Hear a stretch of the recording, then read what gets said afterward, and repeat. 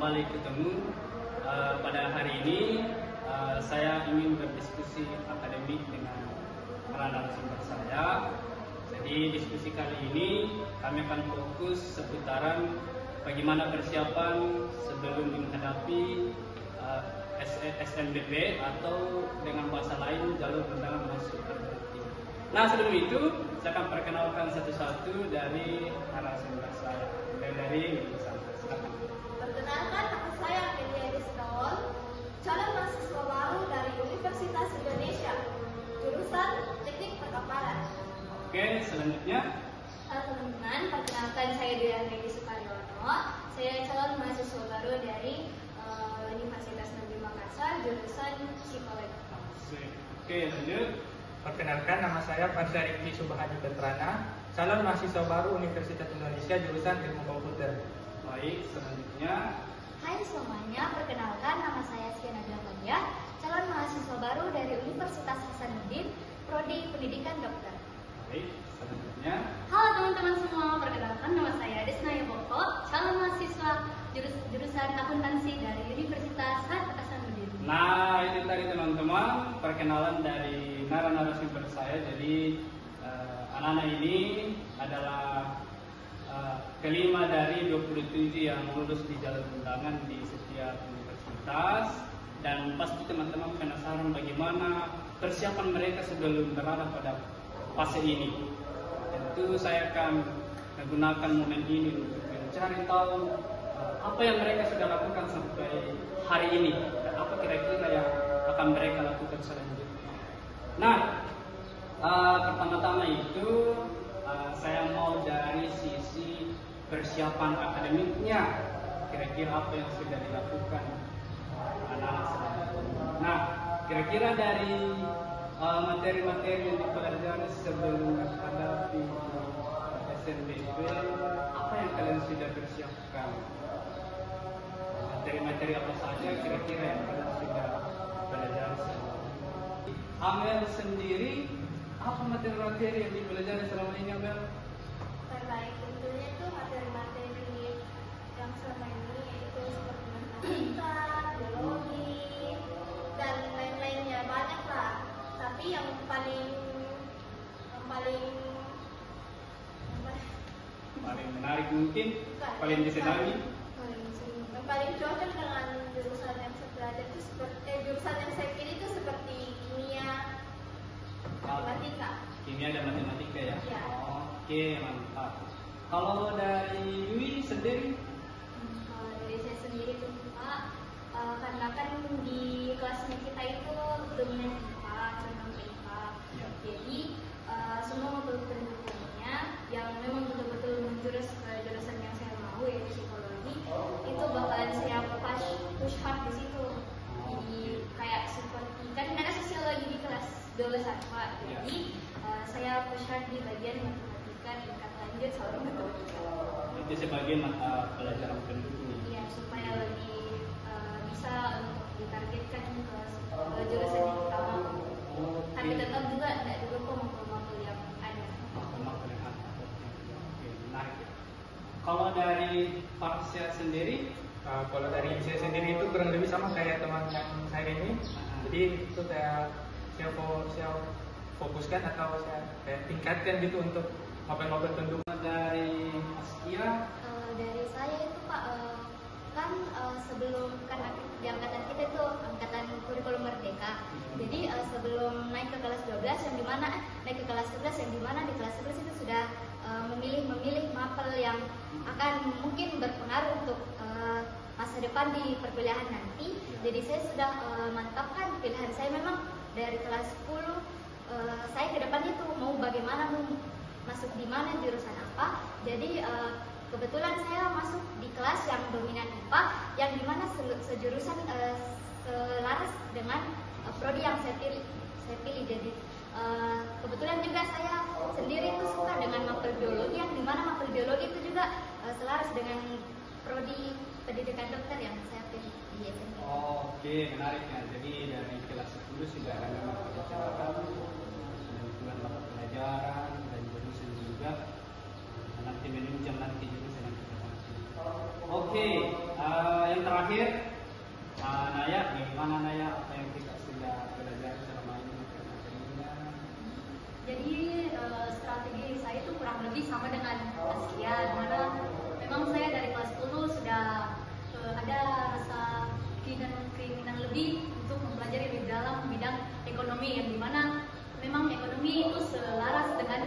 jurusan yang saya sudah lolos sekarang ini, yaitu akuntansi. Jadi waktu naik kelas 11 saya mengambil kelas yang memang ada ekonominya, tapi juga kelas yang lebih dominan IPA karena saya juga ingin masuk di situ. Terus waktu di kelas 11 dan kelas 12 ya saya lebih meningkatkan pelajarannya di MAPEL, matematika dan ekonomi. Itu yang membuat strategi saya berhasil untuk lolos di SNBMPTN. Oke, menarik semua ya. Jadi itu tadi materi-materi yang anak-anak sudah belajar selama ini, siapkan selama ini. Nah, kira-kira bagaimana cara belajar kalian? Sedikit-sedikit belajar waktu masuk kelas 11 mulai lagi ditambah jam belajarnya, dan waktu kelas 12 lebih lagi ditambah jam belajarnya. Oke, menarik. Kalau dari non formalnya bimbel itu dengan belajar. Kalau dari saya sendiri, saya nggak ikut bimbel, cukup belajar di sekolah, dan ya kalau di rumah ya mengerjakan tugas-tugas yang diberikan oleh guru. Kalau dari Askia?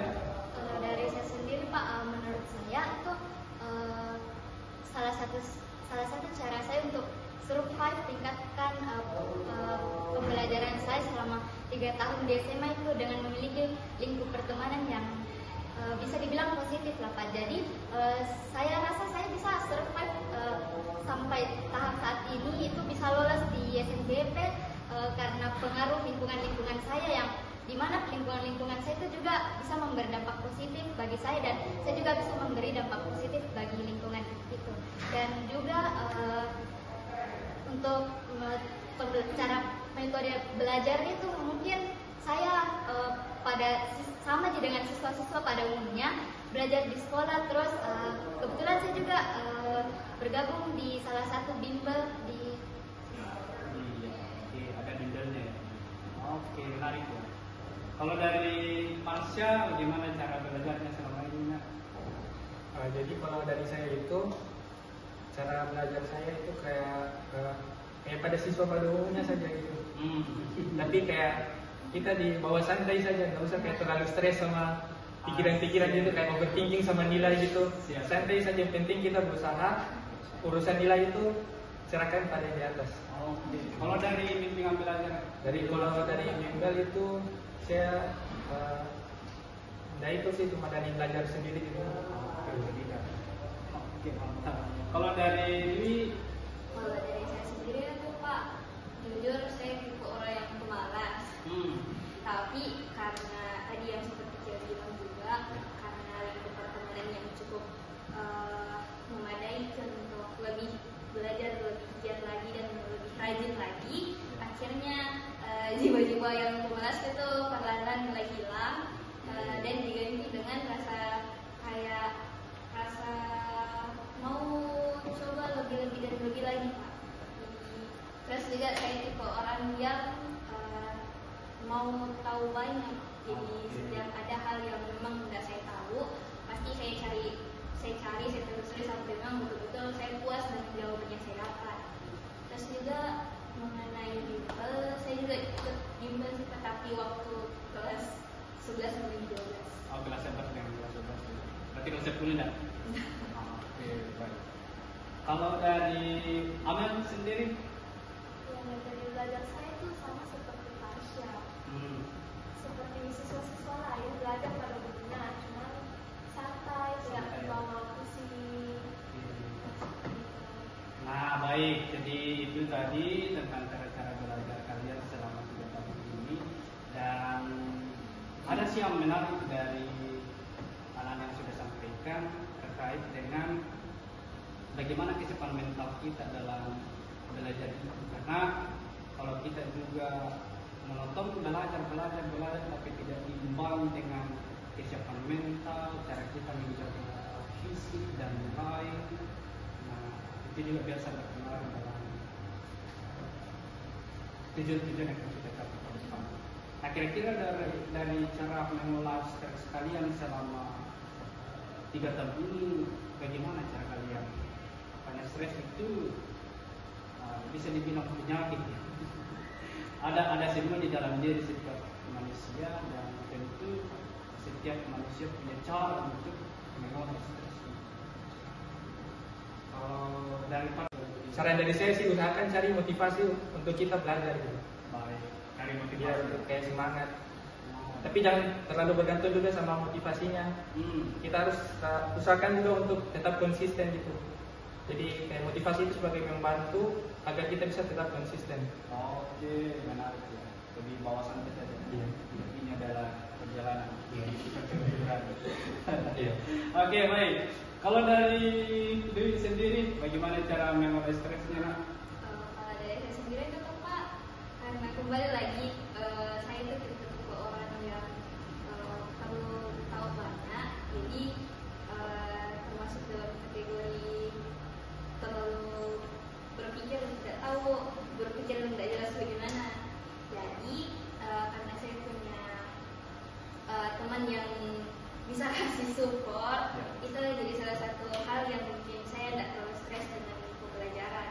Sama dari diri saya sendiri juga ya Pak, karena kadang kalau susah sudah capek banget di belajar, pasti dari diri saya sendiri bilang kalau misal sudah stop saja.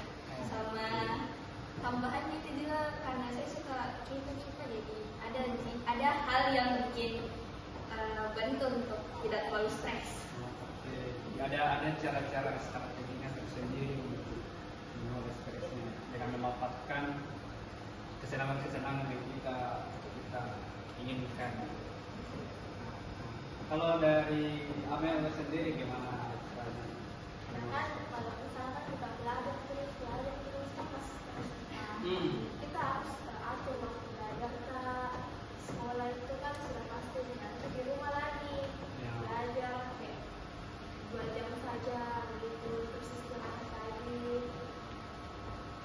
Oke, jadi ini persoalan bagaimana kita mengatur waktu dengan baik di sekolah maupun di rumah. Oke, kalau dari Askia sendiri gimana? Kalau dari saya biasa kalau sudah kalau sudah stres dengan belajar saya biasa self reward dan sering-sering healing Pak. Jadi dibalancekan antara belajar dan healing. Healing, oke. Oke, baik. Jadi naik gimana? Nah, betul yang seperti yang dibilang dengan Askia. Siap. Kalau lagi stres-stresnya banget belajar, ya mesti sempetin waktu buat self reward atau kayak buat me time gitu. Pergi kayak nonton apa, jadi kayak setiap selesai ujian juga kan pasti kayak stres banget. Nah itu dilepaskan semua, jadi kita pergi kayak shopping, kayak walaupun shopping apa cuci muka sama cuci muka, jadi mata dengan teman-teman yang tidaknya melepas stres di sekolah. Oke, jadi menarik semua ya cara mengolah stresnya, cara mengolah kesusahannya. Jadi memang menarik kalau kita berbicara soal stres. Jadi banyak cara setiap orang untuk mengolah stres itu, apakah dengan bersama dengan teman-teman dekat atau healing. Ya setidaknya kita dijemahkan dari stres. Oke, baik. Selanjutnya adalah strategi pembelajaran yang kalian gunakan selama ini untuk dalam pembelajaran yang anak sudah lakukan selama ini. Apakah kalian membuat jadwal belajar selama ini, malam, siang, belajar ini, belajar itu? Kira-kira kalian buat ini selama ini atau bagaimana? Atau berjalan begitu saja? Kalau dari Dewi ada enggak jadwal belajar yang disiapkan selama ini? Atau hanya ngikut dengan roster-roster yang ada di kelas? Kalau saya belajar setiap malam itu paling cuman atur roster, habis itu cek dulu materi-materi yang sudah dipelajari teman. Terus setelah itu simpan di tas, habis itu kita belajar. Oke. Kalau dari Parsya?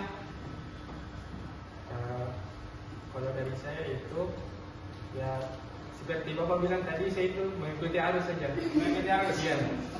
Jadi kalau misalnya ada kalau saya belajar itu misalnya kalau ada perlu, kalau misalnya ada tugas gitu, atau memang saya tertarik dengan suatu mata pelajaran ya saya pelajari lebih lanjut gitu. Tapi kalau misalnya seperti pada umumnya pada hari-hari biasa itu pelajaran di sekolah ya saya ikut apa jadwal saja, roster saja. Oke, baik. Kalau dari Nai? Saya juga orangnya Pak nggak terlalu banyak belajar sih sebenarnya kalau di rumah. Paling kalau nggak ada tugas rumah gitu, ya paling di rumah nggak sentuh sama sekali buku. Paling di sekolah baru sentuh buku Pak. Ya gitu. Tapi selama ini tugasnya tidak ada yang telat. Berarti di rumah belajar. Jujur Pak, kalau misalnya dikasih waktu buat kerja tugas gitu 1 minggu, nah amin satunya baru dikerja Pak. Oh, amin satunya. Sisanya nggak sentuh bukunya. Oke. Gitu Pak. Wow. Kalau dari Kia sendiri? Saya sebenarnya saya Pak ada jadwal, bikin jadwal, cuman kadang saya tidak ikuti, jadi tergantung mood Pak belajar.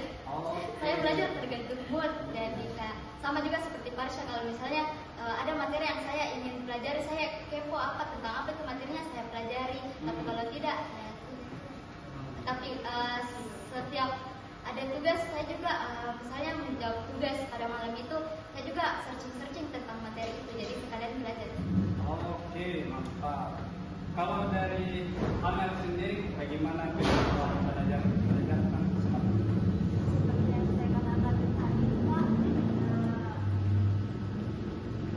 belajar itu di rumah, waktu itu seperti kayak 2 jam gitu.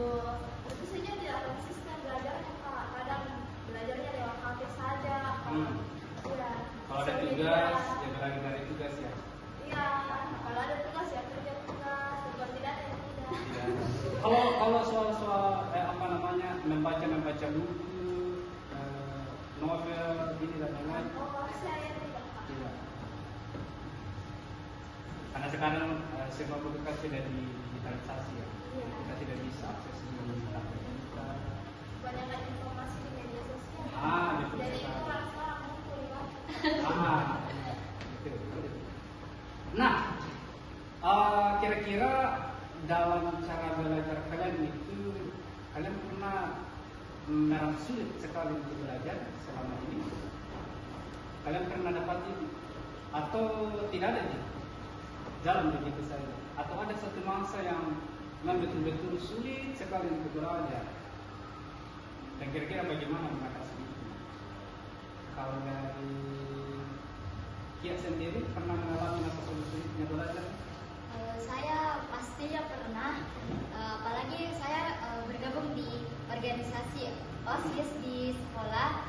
Jadi selama 3 tahun itu join di OSIS, jadi mungkin saya agak pusing, stres mengerjakan tugas OSIS, mengerjakan tugas sekolah. Jadi kalau misalnya saya sudah stres gitu, itulah gunanya teman untuk membantu kita kalau bukan kita dalam kesulitan. Jadi itulah gunanya mempunyai lingkungan yang baik. Sebagai solusi untuk mengatasi kesulitan. Oke, kalau dari Dewi? Saya pasti kesehatan. Nah, kalau kayak juga saya ikut organisasi OSIS,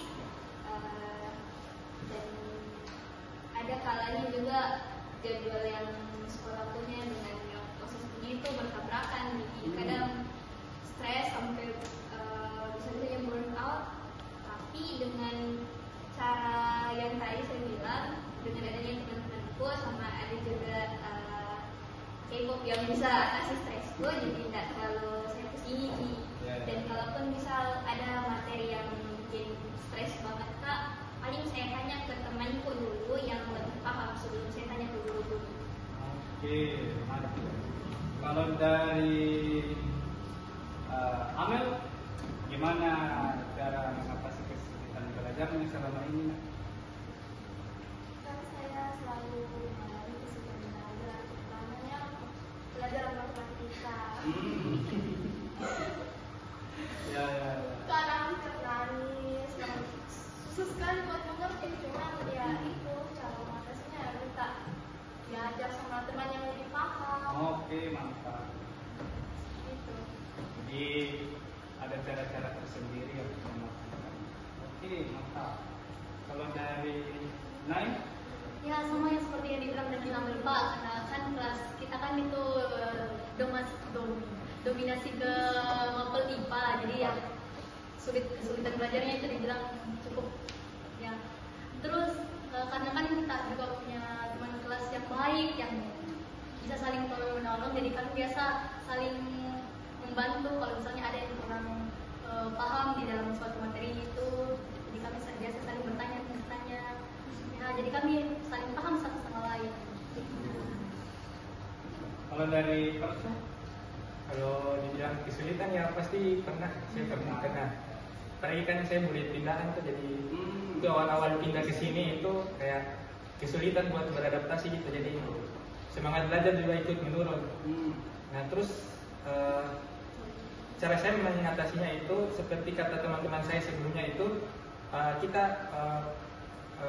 kita pilih lingkungan yang positif gitu, yang memotivasi kita untuk belajar.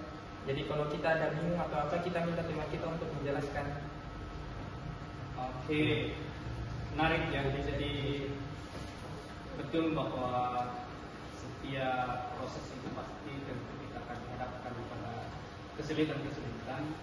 Tapi dengan kesulitan itu sebenarnya di situ bisa kita belajar bagaimana cara kita mengatasi kesulitan itu, dan itulah sebenarnya pembelajaran.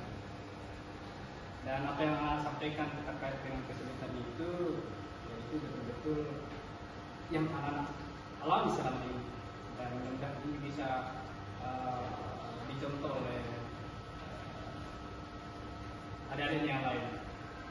Nah, kita mungkin tiba di penghujung kegiatan ini. Nah, kira-kira apa yang ingin kalian sampaikan untuk nanti adik-adiknya yang akan juga menghadapi fase-fase ini? Nah, mumpung mereka masih kelas 10, mereka masih kelas 11, apa kira-kira yang kalian mau sampaikan? Dan kira-kira apa yang juga ingin kalian sampaikan untuk sekolah kita untuk lebih baik lagi ke depan? Saya mungkin mulai dari Dwi. Silakan. Mungkin kita kasih ke adik dulu Pak. Ya. Jadi untuk adik-adik, pesan untuk kalian, kalian jangan terlalu menyepelekan mapel apapun itu, sekalipun kalian nggak suka mapel itu. Karena jujur, saya sebenarnya tipe orang yang tidak terlalu suka matematika, tapi mau tidak mau saya harus pelajari karena hal yang mau saya tunjukkan, yang mau saya jadikan pacuan hidupku itu ada di matematika. Jadi kalian harus tetap pelajari hal yang kalian sekalipun tidak suka itu. Terus juga pintar-pintar cari pertemanan yang baik, karena biasa ada juga pertemanan yang cuma tahu ambil dari kalian tapi dia nggak tahu kasih kalian. Dan Untuk sekolah kita lah bagaimana? pesan untuk sekolah, minta tolong sekali buat para pihak sekolah, kalau memang ada adik-adik sekalian yang memang mumpuni untuk memiliki prestasi di bidang akademik maupun non akademik, tolong didukung sepenuhnya, jangan setengah-setengah lah istilahnya. Karena sepengalaman saya waktu OSIS, ada beberapa adik-adik bahkan yang seangkatanku, dia mau berprestasi di bidang akademik non akademik, tapi ternyata tidak didukung sama pihak sekolah. Jadi pesan ke depan untuk pihak sekolah, semoga orang-orang yang berprestasi itu bisa dinaungi, bisa diwadahi juga buat ke depan. Oke, menarik ya. Kalau dari Parsyah sendiri, pesan untuk adanya dan untuk sekolah kita untuk lebih baik lagi ke depan. Jadi pesan untuk adik-adik sekalian, tetap semangat belajar. Tetap semangat belajar dan jangan putus asa. Oke. Terus Untuk sekolah kita gimana? jadi untuk sekolah kita itu sebenarnya sama sih yang disampaikan oleh Anggi tadi. Saya mau sampaikan tentang itu juga karena saya sendiri mengalami juga kayak kemarin itu kan saya mengikuti OSN itu. Ya. Nah terus saya merasa kalau dari pas sebelum OSN itu saya merasa kalau dari sekolah itu kita sebagai siswa itu tidak diberikan kayak perbekalan untuk persiapan untuk OSN itu. Nah ini bukan berlaku untuk OSN saja, mungkin untuk bidang-bidang yang lain bisa ditingkatkan untuk perbekalan untuk persiapan itu untuk mengikuti kompetisi gitu. Oke, Iya. mantap. Kalau dari Kia sendiri? Pesan saya untuk adik-adik semua itu jaga semangat belajarnya, jangan sampai stres dan stuck di suatu titik, karena kalau sudah stuck di satu titik itu tidak bakal maju-maju untuk gapai yang lainnya. Dan semangat, jangan lupa juga buat jaga kesehatan agar bisa melaju dengan kencang. Dan pesan saya juga untuk adik-adik sesuai dengan yang Parsha dan Dwi tadi bilang, karena mungkin sekolah ini kurang memfasilitasi dalam bidang tersebut, maka adik-adik itu harus lebih push ke sekolah untuk mendapatkan hak tersebut. Oke, mantap. Kalau dari Nai sendiri? Oke, jadi pesan buat adik-adikku, kalian betul tetap harus jaga semangatnya kalian dan jangan lupa selalu apresiasi dirinya kalian apapun hasilnya yang kalian sudah buat. Dan kalian itu harus terlihat santai tapi serius, jangan serius tapi santai, oke guys. Kalau untuk sekolah kita gimana? Untuk sekolah kita yang nggak jauh-jauh dari mereka juga, ya harus tetap sekolah harus lebih memfasilitasi lagi murid-muridnya, karena kan apapun kompetisi yang murid-murid siswa-siswa ikuti pasti kan tidak jauh-jauh, pasti akan membawa nama sekolah juga. Jadi ya sekolah, ayo lebih lagi lihat siswa-siswa mana yang mereka ingin, siswa-siswa mana yang sangat ingin memperlihatkan kemampuan mereka, mau itu di akademik maupun di non akademik. Ayo dukung terus mereka. Baik. Kalau dari Amel gimana? Oke, ini saya bentuknya. Iya, sekaligus benefit. Jadi untuk adik-adik, perbaiki nilainya, permantap belajarnya.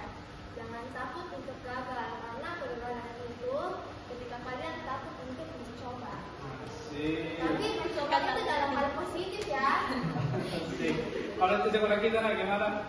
Ya untuk pihak sekolah minta tolong fasilitasnya lebih diperhatikan lagi, seperti WC.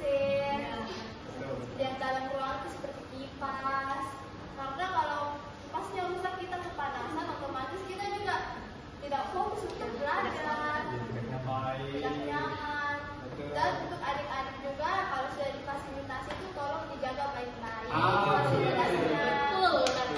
sekali. Amel. Nah, sekian saja yang bisa saya sampaikan.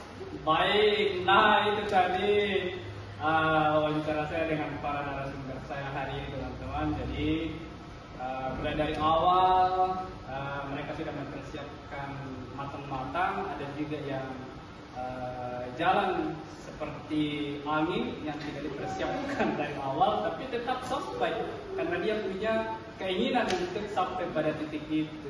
Nah, orang punya jalan masing-masing. Wih. Asik. Ada teman. Nah, semua punya jalan? Iya, semuanya ada masing-masing. Iya, semua punya Ya, jalan. jadi tidak usah disamakan sama yang lain. Nah, kita punya jalan masing-masing. Oh, oke, kita punya cerita masing-masing. Oke, jadi itulah tadi teman-teman diskusi saya dengan anak-anak hari ini. Harapan kita ke depan adalah setelah ini selesai, anak-anak semua bisa melanjutkan ke jenjang yang lebih tinggi dan gapai cita-cita apa yang direncanakan selama ini, dan saran-saran yang sudah disampaikan untuk adik-adiknya dan untuk sekolah kita ke depan itu menjadi motivasi untuk kami sebagai guru-guru dan tentu untuk adik-adiknya juga untuk sama-sama bertanggung jawab, sama-sama melaksanakan untuk generasi ke depan dan untuk kebaikan sekolah kita. Saya kira itu. Selamat pagi. Dadah.